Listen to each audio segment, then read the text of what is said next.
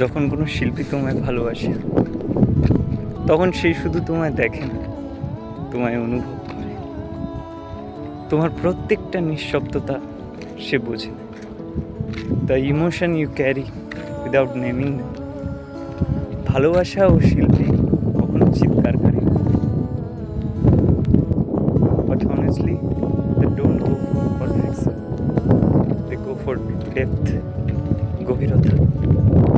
তারপর ধীরে ধীরে তুমি তার সব থেকে প্রিয় ভাবনা হয়ে যাও, সেই প্রিয় ভাবনা যেটা তারা চেয়েও ভোলাতে পারে। এই কারণে যখন তুমি চলে যাও, সে তোমাকে নিজের শিল্পের মধ্যে খুঁজে। তাই তো বলে মানুষ যে কোনো শিল্পী যদি তোমায় ভালোবাসে তখন তোমার মৃত্যু হয় না, তুমি অমর হয়ে রয়ে যাও তার শিল্পের মাঝখানে।